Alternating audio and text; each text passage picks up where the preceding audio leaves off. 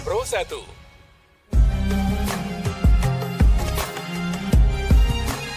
Mutiara Pagi Pro 1.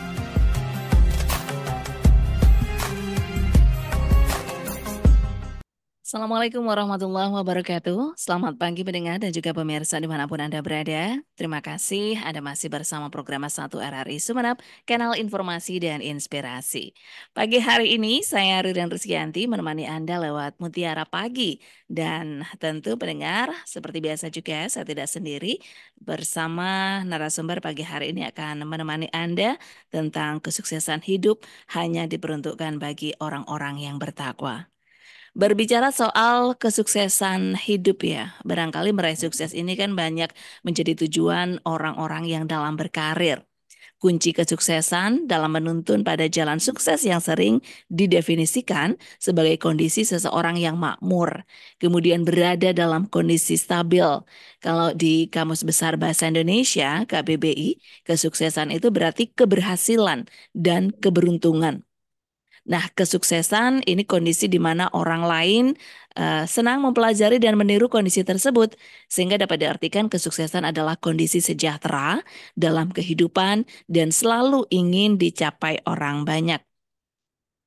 Nah, tentunya mendengar bagaimana ketika Islam memandang kesuksesan itu sendiri, kesuksesan hidup yang hanya ternyata diperuntukkan bagi orang-orang yang bertakwa. Nah, kesempatan pagi ini kita akan bahasnya dengan Ustadz Sumarhum, SHMPD. Beliau adalah penyuluh agama di Kementerian Agama Kabupaten Sumeneb. Saya sapa dulu. Assalamualaikum, Ustadz. Waalaikumsalam warahmatullahi wabarakatuh. Ya, kabar baik pagi ini, Ustadz. Alhamdulillah Mbak Ririn, kita baik-baik saja. Semoga kita sehat selalu dengan ridha Allah gitu ya. Ya, dan senang sekali bisa kembali menemani pendengar ya via Zoom pagi hari ini. Dan tentunya pendengar nanti saya juga undang Anda yang ingin berinteraksi langsung dengan Ustadz Sumarhum lewat jalur telepon di 0328 662 317 ataupun di 665 396. Baik, Ustadz barangkali bisa menyapa pendengar sekaligus sedikit memberi mukadimah tentang topik kita hari ini. Silakan Ustadz. Bismillahirrahmanirrahim. Assalamualaikum warahmatullahi wabarakatuh. Waalaikumsalam warahmatullahi. Bismillahirrahmanirrahim. Alhamdulillahilladzi la yazidu fi mulkihi syukru man syakar wala ta'atu man ata'a wala yanqusu fi mulkihi isyatu man asa wa kufru man kafar. Allahumma salli wa sallim wa barik ala sayyidina wa habibina wa qurrati ayunina wa maulana Muhammad wa ala alihi wa ashabihi ajma'in. Amma ba'du, rabbi syrah li sadri wa yassir li amri wahlul 'uqdatam min lisani yafqahu qawli. Ilahi anta maksudi wa ridhaka matlubi, a'tini mahabbataka wa ma'rifataka. Ma'asyil muslimin, para pendengar dan penggemar Radio Republik Indonesia rahimakumullah. Alhamdulillah wa syukurillah. Marilah senantiasa kita memanjatkan puja, puji syukur kehadirat Allah Subhanahu wa taala yang senantiasa melimpahkan rahmat, taufik dan hidayahnya kepada kita sekalian, sehingga sampai detik hari ini kita masih bisa menikmati dan merasakan nikmat-nikmat yang Allah berikan kepada kita, baik sih nikmat lahiriah, nikmat batiniah. Maka hanya dengan kita meningkatkan kualitas iman tauhid kita, kualitas ketakwaan kita sebagai bentuk kesyukuran kita kepada Allah, maka secara otomatis insya Allah nikmat yang Allah berikan kepada kita akan jauh lebih disempurnakan oleh Allah Subhanahu wa taala dan dilanggengkan oleh Allah Subhanahu wa taala. Oleh karena itu, marilah kita semangat tetap semangat spirit Ramadan. Ini bagaimana memberikan corak kepada kita untuk tetap kita meningkatkan istiqomah kita, ketakwaan kita kepada Allah Subhanahu wa taala. Yang secara otomatis maka sebagaimana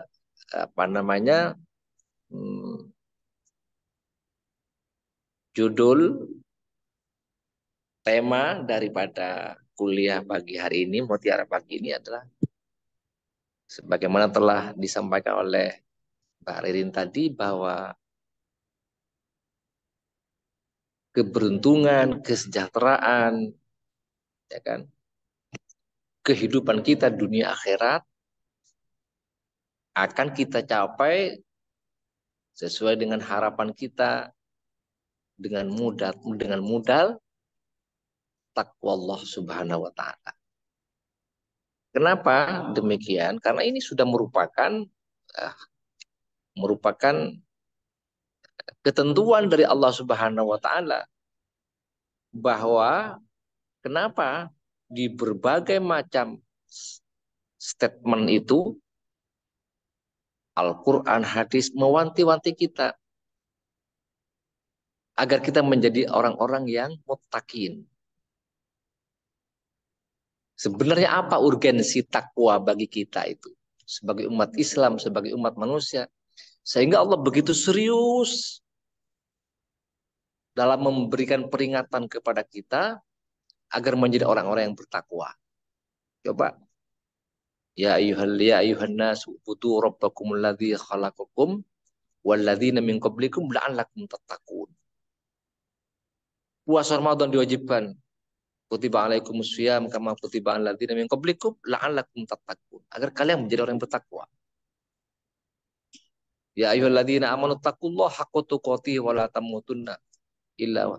Jadi bertakwa. Kenapa sampai seperti itu?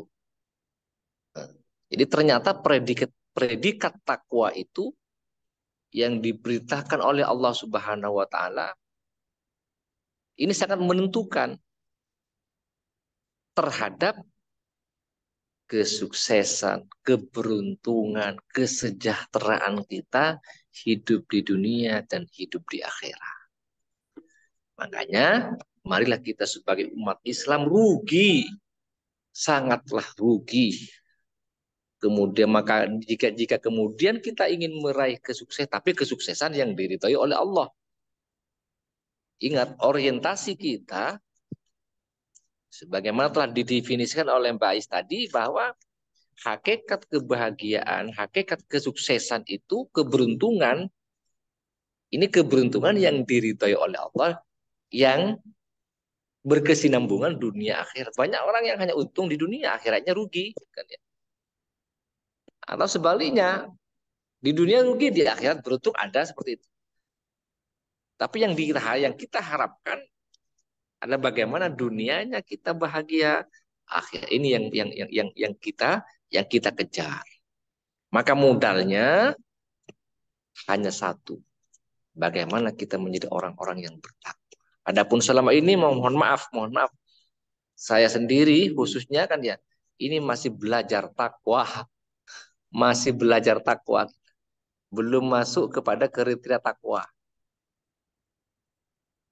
Oleh karena itu harapan kita, mari kita bahas pada selanjutnya kan ya, kita sharing apa dan bagaimana kunci kesuksesan itu dengan modal takwa adalah bagaimana kita menjadi orang-orang yang betul-betul muttaqin. Mari kita bahas bersama. Barangkali seperti ini dulu Mbak Ririn kan ya, sebagai mukadimah, mudah-mudahan ya.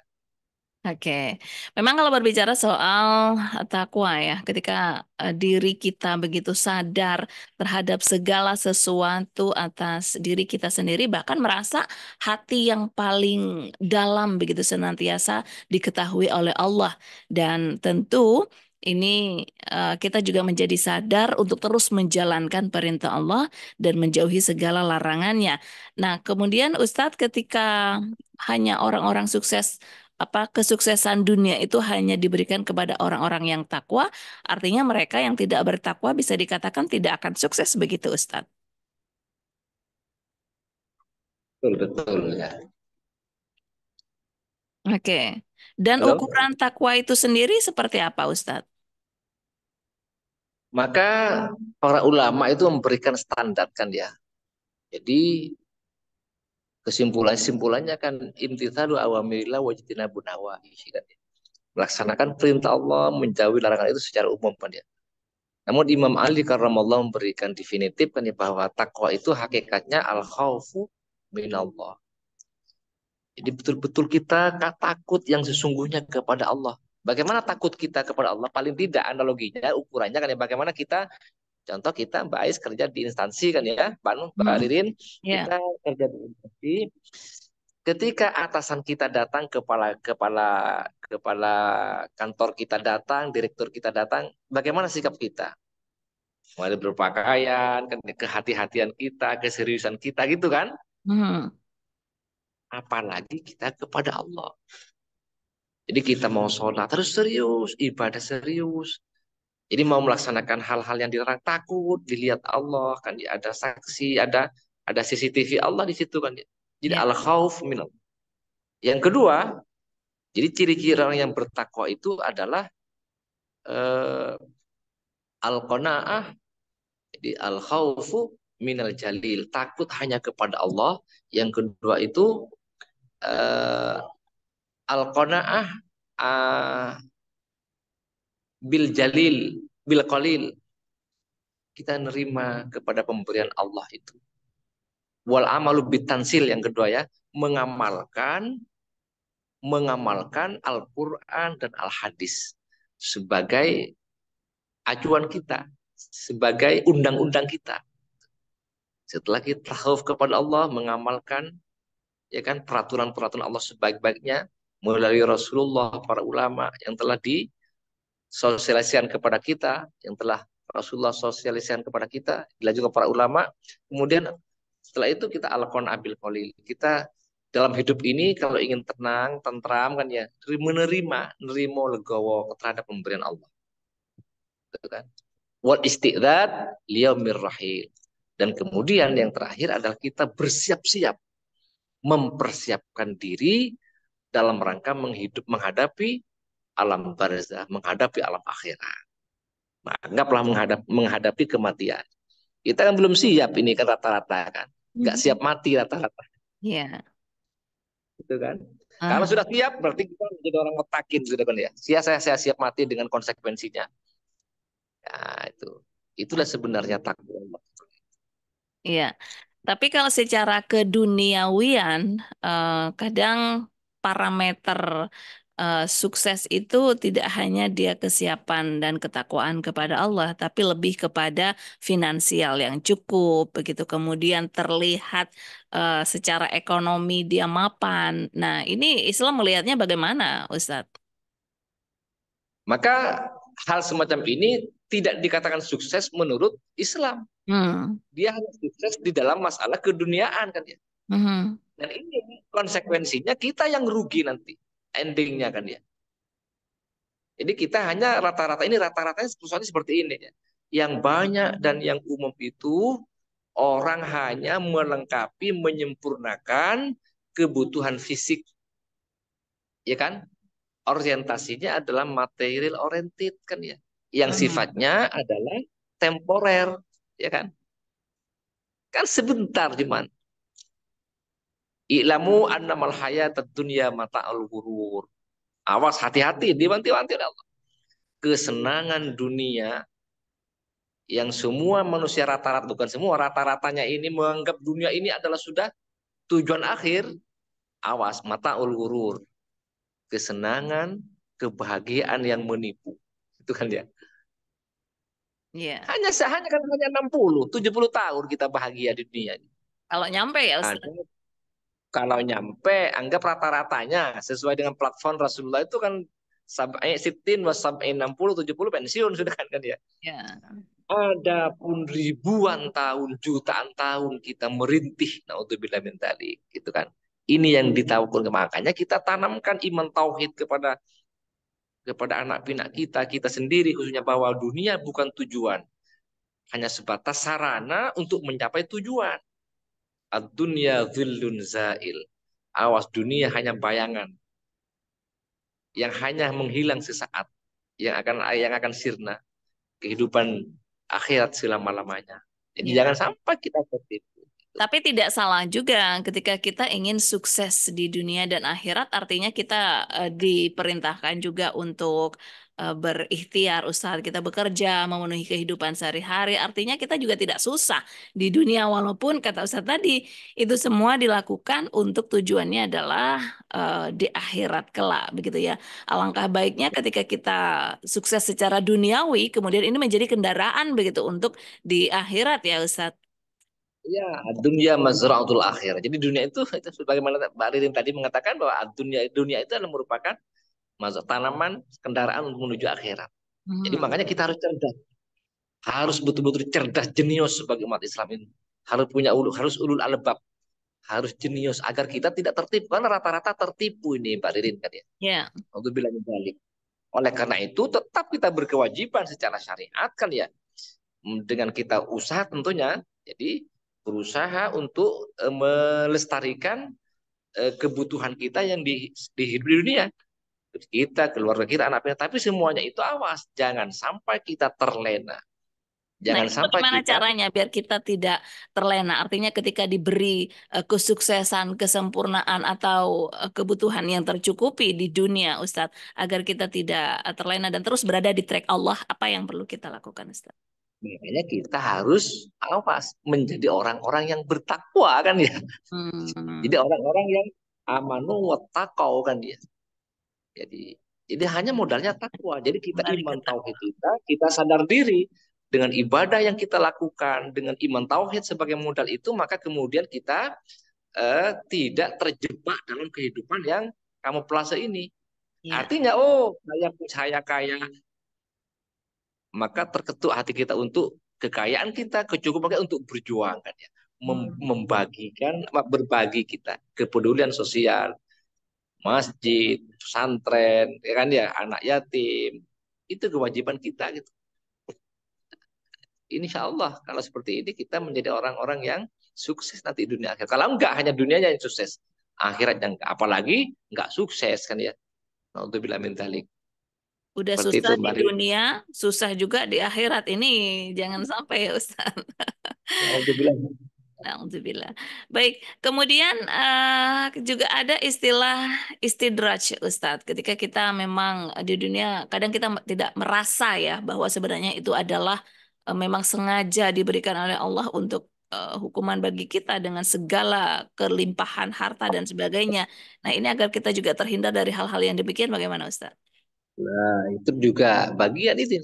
Itu sudah bagian apa penjelasan yang tadi Mbak Ririn kan ya. Jadi bagaimana kita, maka tanda-tandanya apa istidraj, apa ini nikmat yang sungguhan dari Allah. Perbedaannya hanya sedikit saja. Kalau kemudian Allah memberikan kenikmatan kepada kita kan ya, diberikan anggaplah kesuksesan dunia, kemudian kesuksesan itu kita jadikan sarana untuk kita berjihad kepada Allah, berjihad di menegakkan agama Allah.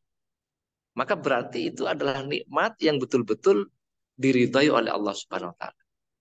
Jika kemudian nikmat yang Allah berikan kepada kita nikmat sehat, diperuntukkan untuk berfoya-foya kan ya, untuk apa namanya ya, begadang dan lain sebagainya, tidak ibadah, dapat nikmat kendaraan kita hanya dibuat piknik, dibuat jalan-jalan kan ya, tidak datang ke majelis, ibadahnya kucar, apalagi nggak ibadah, itu berarti istidraj.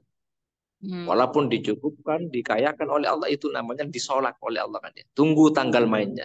Sana stadrijuhum min haitsulah. Jadi akan kamu saya ulur, diulur itu dengan Allah agar mereka orang-orang, ada orang kaya dia tidak ibadah, itu istidraj kalau tidak ibadah. Tapi kalau ibadah itu kenikmatan yang diridhoi oleh Allah Subhanahu wa taala.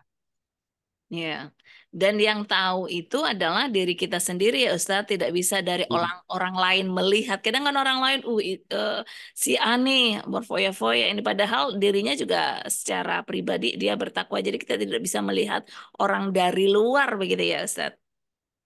Cuma rata-ratanya kan kita sudah bisa dinilai sebenarnya Mbak Ririn Hmm. orangnya kan ya. Orangnya sukses, dunianya kaya, tapi rajin ibadah ke masjid. Jadi kan nampak sebenarnya kan.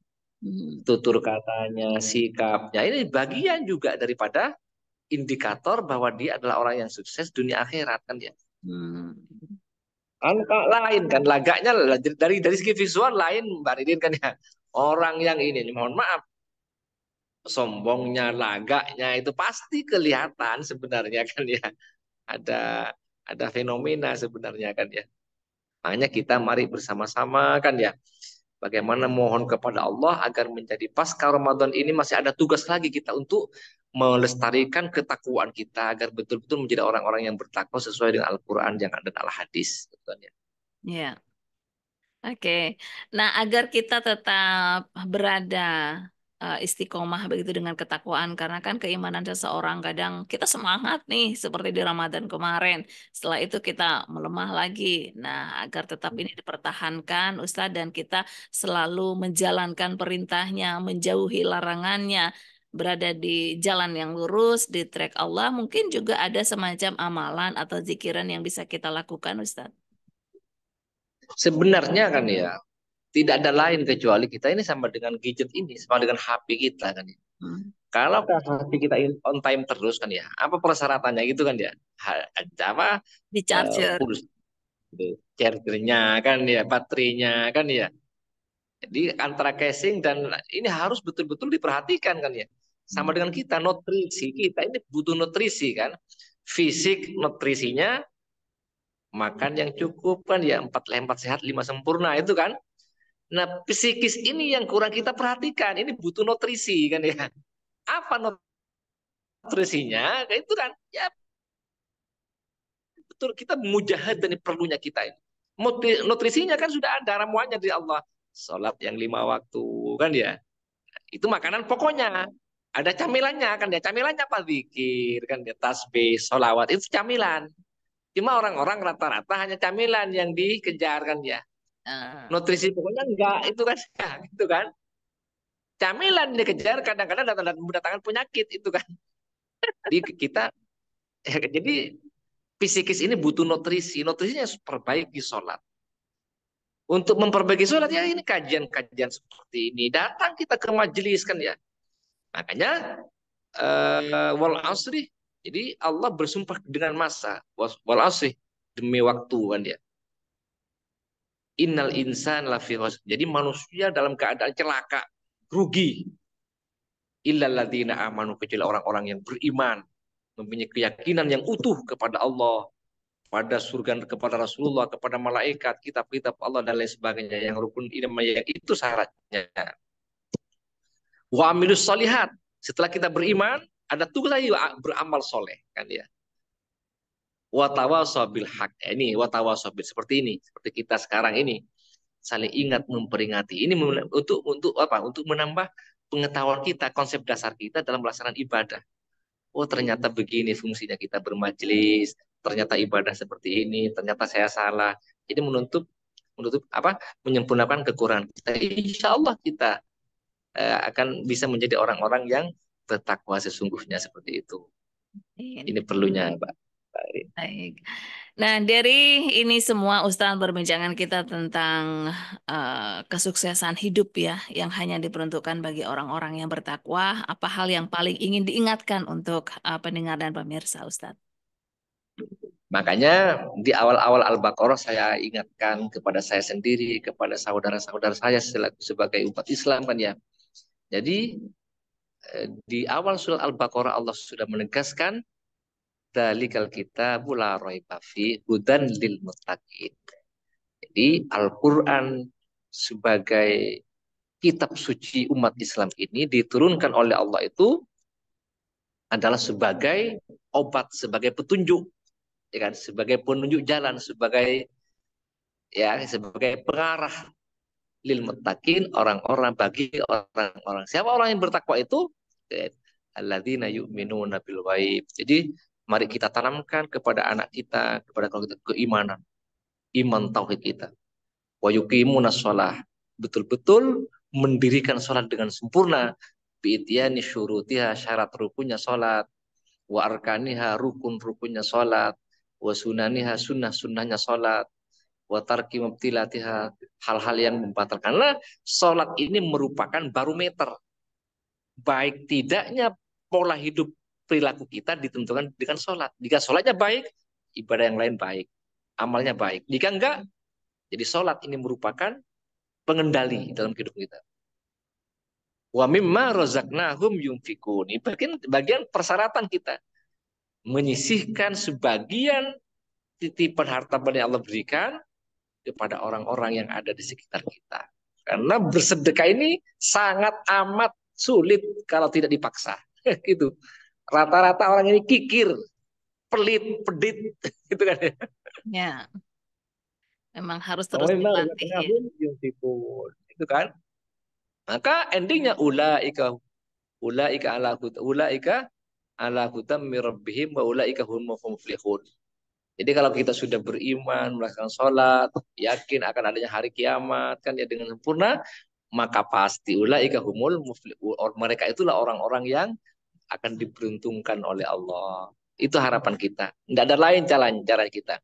Perbaiki amal ibadah kita, perbaiki sholat kita dengan sempurna, lafdhan wa makna dhahirna, insyaallah otomatis maka kita akan menjadi orang-orang yang baik, yang soleh kan ya, yang amilus solihat.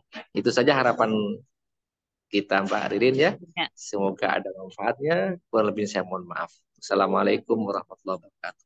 Waalaikumsalam warahmatullahi wabarakatuh. Terima kasih Ustaz Sumarhum kebersamaannya lewat Mutiara Pagi hari ini, dan semoga kita tergolong dengan orang-orang yang beruntung. Insya Allah program ini mendengar kembali hadir besok ya di jam dan frekuensi yang sama. Demikian perbincangan kami tadi lewat Mutiara Pagi hari ini tentang kesuksesan hidup yang hanya diperuntukkan bagi orang-orang yang bertakwa. Dan saya Ririn Rizkyanti mewakili juga seluruh kerabat kerja yang bertugas, mengucapkan terima kasih atas kebersamaan Anda. Selamat pagi, Assalamualaikum warahmatullahi wabarakatuh. Pro 1.